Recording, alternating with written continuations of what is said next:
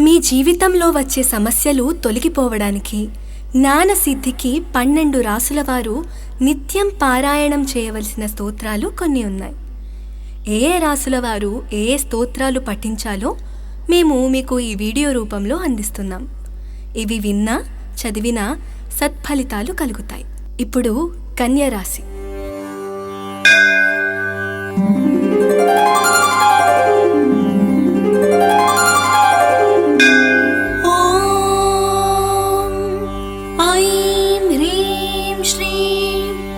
वज्रेश्वर्यै नमः।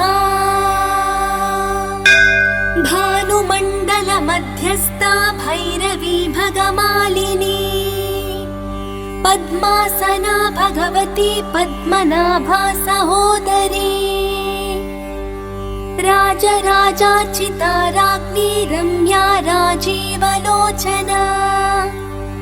रञ्जनी रमणीरस्य रणत्मिङ्किणी मेखला, वज्रेश्वरी सिद्धविद्या सिद्धमाता यशस्विनी, सर्वस्य बुद्धिरूपेण ज्ञानस्य हृदि संस्थिते, स्वर्गापवर्गते देवी नारायणी नमोऽस्तुते।